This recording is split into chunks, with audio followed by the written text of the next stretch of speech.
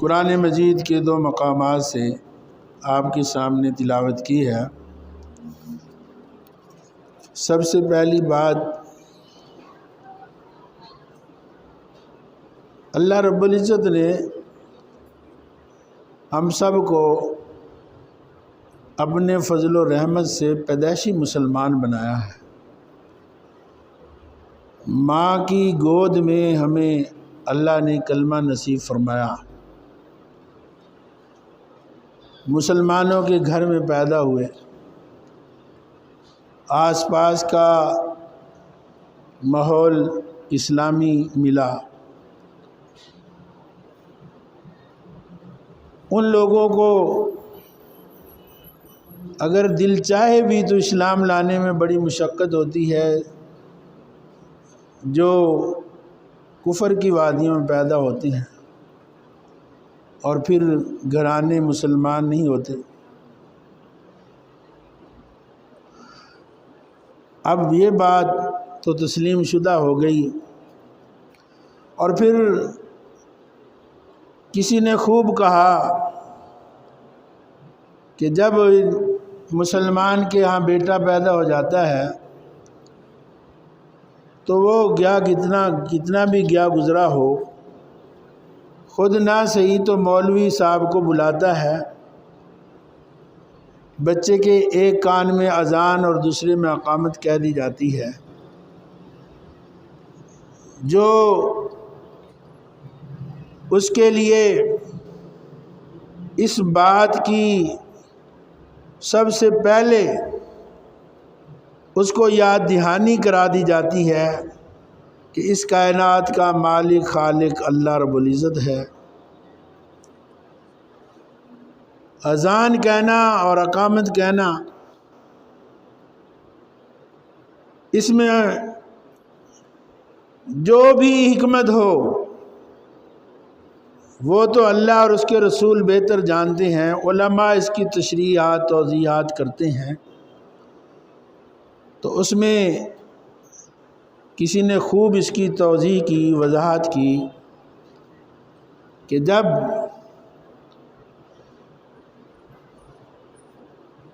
بھائی نظر صاحب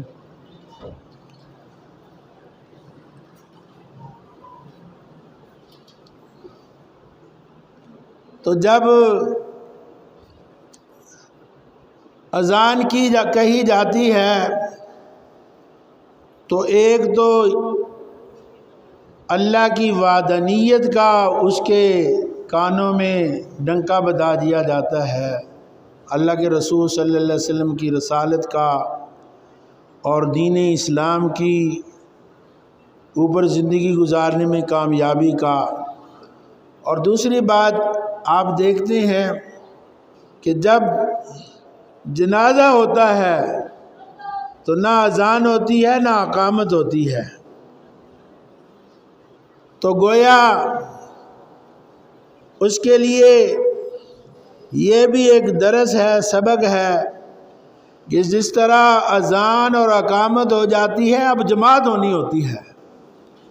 اب نماز کھڑی ہونی ہوتی ہے، تو اب اس کے لیے یہ زندگی بس اسی طرح ہے، اذان بھی ہو چکی ہے، اقامت بھی ہو چکی ہے، اب اس کی نماز جنازہ ادا کرنی ہے۔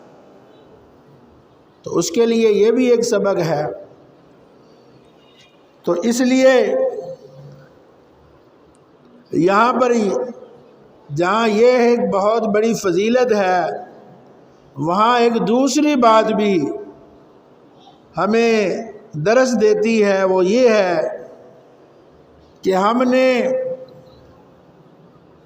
پیدائشی طور پر اسلام قبول کر لیا، اسلام کی دولت ہمیں مل گئی، اور یہ شہادت جو ہم نے دے دی، اب اس کی شہادت ہمیں اپنے اعمال سے دینی ہے، چونکہ ایمان اسی بات کا نام ہے کہ اس کے اعمال بھی اس پر شہادت دیں۔ مسلمان ہونا یہ تو اس کا ثابت ہو چکا، اب اس نے جو گواہی دی ہے اسلام کی گواہی، اشہد ان لا الہ الا اللہ و اشہد ان محمد الرسول اللہ، تو اب اس کے مطابق اس کی زندگی بھی بن جائے، تو چونکہ پیدائشی مسلمان ہیں تو اس لیے چونکہ اسلام پر لگا کچھ نہیں ہے، اس کی قیمت کا اس طرح اظہار نہیں ہے، تو اس طرح اعمال میں بڑی کوتاہی ہوتی ہے۔ اعمال ہمارے اس بات کی تصدیق کریں کہ ہم مسلمان ہیں اور ہمارے اعمال اس کی گواہی دیں۔ تو اللہ رب العزت کے ہاں جو سب سے زیادہ اہمیت والی چیز ہے وہ نماز ہے۔ نماز کا ادا کرنا یہ تصور ہی نہیں تھا کہ مسلمان ہو اور وہ بے نماز ہو، مسلمان ہو بے نماز ہو۔ اور اب ہمارے ہاں جو نمازی ہونے کا معاملہ ہے وہ آپ کے سامنے ہے کہ کتنے ہم نمازی ہیں، کتنے بے نماز ہیں، اور نماز پڑھنے والوں میں کتنوں کی نماز اس معیار کی ہے جو نمازی کہلانے کے حقدار ہیں، اور کتنوں کی نماز اس معاملے میں کتنے وہ سست ہیں۔ تو آئیے، پہلی بات یہ کہ نماز وہ فریضہ ہے، تمام فرائض اللہ رب العزت کی طرف سے زمین پر وحی کے ذریعے بھیجے گئے ہیں، اور نماز کی فرضیت جو ہوئی ہے وہ اللہ رب العزت نے معراج کے موقع پر اللہ کے محبوب حضرت محمد الرسول اللہ صلی اللہ علیہ وسلم کو اپنے پاس بلا کر یہ معراج کے موقع پر نماز کا تحفہ عطا فرمایا ہے۔ یعنی نماز اتنی اہمیت کی حامل ہے کہ تمام اعمال تو زمین پر نازل کیے گئے، اور نماز کی فرضیت اس کے لیے اللہ کے محبوب پیغمبر حضرت محمد الرسول اللہ صلی اللہ علیہ وسلم جب معراج پر جاتے ہیں تو ان کو نماز کا تحفہ دیا گیا امت کے لیے۔ اب دیکھیے دوسری بات کہ اللہ رب العزت نے 50 نمازیں فرض فرمائیں، اور یہ تو مشہور بات ہے، مشہور واقعہ آپ نے کئی بار سنا ہے۔ حضرت موسیٰ علیہ السلام کی وساطت سے اللہ کے پیغمبر بار بار جاتے رہے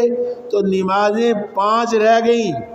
فرض نمازیں 5 ادا کرنے پر اللہ رب العزت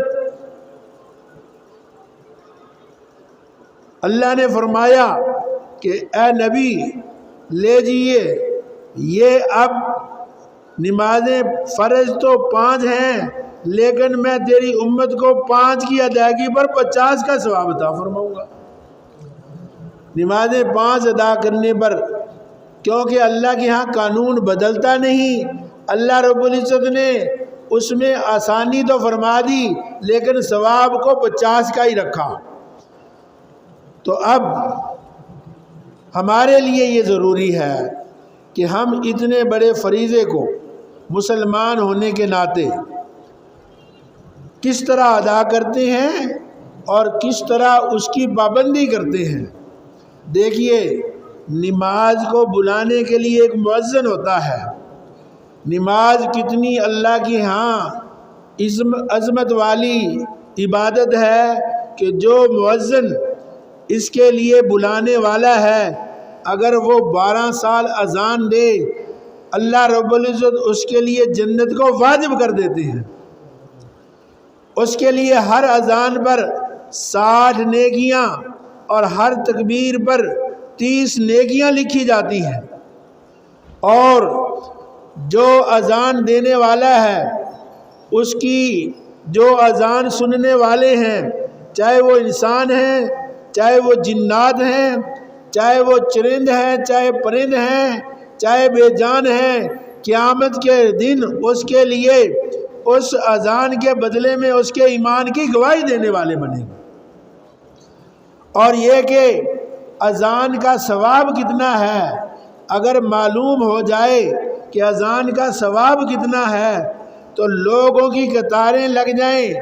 اور قرعہ اندازی کرنی پڑے، لوگ قرعہ اندازی کے ذریعے قرعہ ڈالیں کہ کون اس وقت اذان دے گا۔ اور اذان فرمایا جو اذان دینے والا ہے اس کی فضیلت میں کہ وہ قیامت کے دن جب محشر کا میدان لگے گا تو تمام لوگوں سے اس کی گردن اونچی ہوگی، اس کی گردن اونچی ہوگی، دور سے پہچانا جائے گا کہ یہ مؤذن آ رہا ہے، یہ مؤذن آ رہا ہے۔ دیکھیے آپ صلی اللہ علیہ وسلم فتح مکہ کے موقع پر ایک مقام پر تھے تو اذان دی گئی، مکے کے رہنے والے کچھ بچوں نے اس کی نقل اتاری، ان میں ایک ابو معذورہ کے نام سے، ابو معذورہ ایک لڑکا تھا، اس نے اس اذان کی نقل کی، آواز اس کی بڑی پیاری تھی۔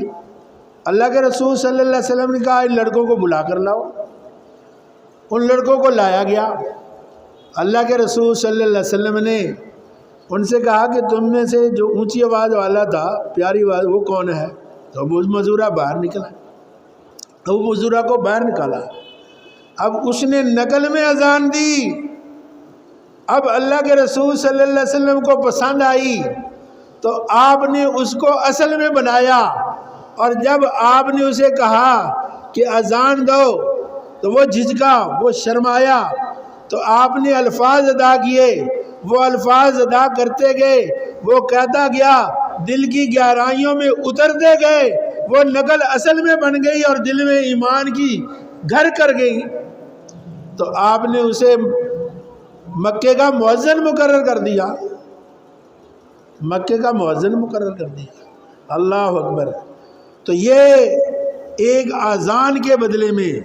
اس نماز کے فریضے کے بلانے والے کے لیے اعزاز ہے۔ بلکہ دیکھیے حدیث مبارکہ میں آتا ہے کہ جب مرغ بولے، مرغ، تو تم کہو اللہم انی اسألک من فضلی، اور مرغ کے بونے پر بعض اوقات ہوتا ہے نا، بار بار مرغ اذان دے، کوئی بات بھی کر رہا ہوتا ہے یا کوئی معاملہ ہوتا ہے، یا صبح کے معاملے میں گرمی کا موسم ہے، نیند ہماری پیاری ہے اور مرغا اذان دے رہا ہے، تو اذان اس کی ہو رہی ہے تو ہم نفرت کا اظہار کر دیتے ہیں۔ آپ فرمایا گیا مرغ کی آواز پر نفرت کا اظہار نہ کرو، اس لیے کہ وہ تمہیں نماز کے لیے بلانے والا ہے، وہ تمہیں نماز کے لیے بلاتا ہے۔ اللہ اکبر۔ تو یہ ایک اذان پر، اور دیکھیے اذان کے اوپر اللہ رب العزت نے اتنی فضیلت رکھی، اس نماز کی کتنی فضیلت ہے۔ جب بندہ آتا ہے اور دیکھو کہ اسلام کتنا تزکیے کا مذہب ہے، کتنی پاکیزگی کا مذہب ہے، کوئی ماں بھی اپنے بچے کا 5 مرتبہ منہ نہیں دھوتی، اور اللہ رب العزت اپنے بندے کا 5 مرتبہ منہ دھلا دیتے ہیں۔ اور منہ دھلاتا کیا ہوتا ہے؟ بندہ آتا ہے تو پہلے اس نے استنجا کرنا ہوتا ہے۔ آپ صلی اللہ علیہ وسلم نے ہر بات کو کھول کھول کر فرمایا۔ آپ سمجھیں گے کہ یہ کیا معاملہ ہے،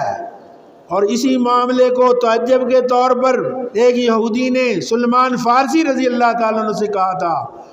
کہ تمہارا نبی عجیب ہے کہ وہ تمہیں پیشاب کا طریقہ بتاتا ہے، تو انہوں نے کہا ہاں ہمارے نبی ایسے ہیں کہ وہ ہمیں کسی بھی کام میں کسی کا محتاج نہیں چھوڑتے، اور جب سنت کے مطابق بیت الخلاء میں بھی جایا جائے گا تو وہ عبادت بن جائے گی، اور سنت کے خلاف اگر بیت اللہ میں بھی جایا جائے گا تو وہ گناہ بن جائے گا۔ اور آپ صلی اللہ علیہ وسلم نے اس وقت کیا معاملہ ہوتا تھا، بیت الخلاء یہ گھر کی ترتیب تو ہوتی نہیں تھی، بیر نصیبی علاقوں میں، دیہات میں بھی جیسے ترتیب، اب تو دیہات میں بھی ترتیب نہیں رہی، تو جنگلات میں، کھیتوں میں جا کر بیٹھنا ہوتا تھا، تو اس وقت آپ صلی اللہ علیہ وسلم نے وہ دعا سکھلائی جو انسان کو کوئی شیطان بھی نقصان پہنچانا چاہے تو اس سے محفوظ رہتا تھا، اور پھر وہ جگہ بتائیں جہاں پیشاب کرنے سے کوئی ایسا معاملہ بن سکتا تھا، یعنی سایہ دار درخت کے نیچے پیشاب کرنے سے منع فرمایا، کسی رستے پر پیشاب کرنے سے منع فرمایا، کسی نہر کے کنارے پر بیٹھ کر پیشاب کرنے سے منع فرمایا، اسی طرح اونچی جگہ اور نیچی جگہ کی طرف بیٹھ کر پیشاب کرنے سے منع فرمایا، کسی سوراخ میں پیشاب کرنے سے منع فرمایا کہ ہو سکتا ہے سوراخ سے کوئی زہریلا جانور نکلے اور اس کو نقصان پہنچا دے، اور پھر دعا سکھلائی اللہم انی اعوذ بک من الخبث والخبائث، لیٹرین میں جانا ہے تو بائیں پائیں کو داخل کرنا ہے۔ آپ سمجھیں گے یہ چھوٹی باتیں ہیں، لیکن میں آپ کو ایک تجربے کی بات بتاتا ہوں۔ لیٹرین میں ایک بیٹھنے والا بیٹھ گیا، مجھے انتظار تھا، میں نے مسجد سے نکلنا تھا، تو اب میرے جھوٹ نہ آئے، میں اپنی طرف سے پوری تصدیق کے ساتھ کہتا ہوں کہ 13 منٹ وہ بیٹھا رہا، 13 منٹ وہ لوٹے پر لوٹا پانی کا لیٹرین میں پھینکتا رہا، میرے خیال میں بھینس سے زیادہ نہلانے کا پانی اس نے ضائع کر دیا۔ ایک تو یہ ہے، اور دوسرا بھی میرا اپنا تجربہ کہ ایک بیٹھنے والا بیٹھا تو وہ نکل کر چلے گیا، اب میں اگر کوئی اس کے اور اولاد بنوں تو کسی ایک مسلک پر ہٹ بھی آ جائے گی، اس لیے میں اس کو چھپاتا ہوں۔ میں سمجھتا ہوں کہ اس نے استنجا بھی نہیں کیا پانی سے، غلاظت اسی طرح پھینک کر وہ چلا گیا۔ اب بعد میں آنے والے کا کیا حالت ہوتی ہے، اور یہ عموماً یہ چیز آپ کی بھی تجربے میں آئی ہوئی، بعض آدمی پانی گرانا تو وہاں اپنی توہین سمجھتے ہیں۔ تو چلیے ایک تو یہ بات بھی ذہن میں رکھیے کہ کس طرح ہم نے لیٹرین میں جانا ہے اور کس طرح اس کو اسلام نے ہمیں سکھایا، اور دوسرا وہ وضو جو ہم کر کے نماز پڑھتے ہیں، نماز تو بعد کا عمل ہے نا، نماز کے لیے جو وضو کیا جاتا ہے، فرمایا وہ تیرے گناہ جو تیرے ہاتھوں نے کیے ہیں، وہ گناہ جو تیری زبان نے کیے ہیں، وہ گناہ جو تیری آنکھوں نے کیے ہیں، وہ گناہ جو تو نے چل کر کیے ہیں، وضو کرنے کے بعد اللہ ان کو معاف کر دیتا ہے، ان گناہوں کو معاف کر دیتا ہے۔ یہی نہیں ہے بلکہ ان گناہوں کے معاف ہونے کے ساتھ ساتھ جب وہ آدمی قیامت میں اٹھے گا، آپ صلی اللہ علیہ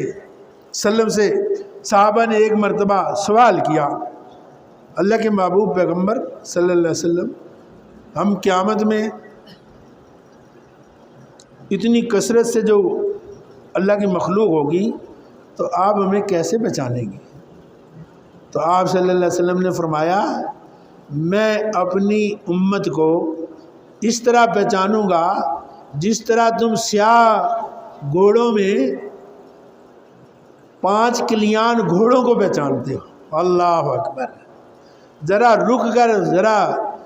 معاملہ تو ٹائم کے اندر ہی رہے گا، ذرا رک کر سوچنا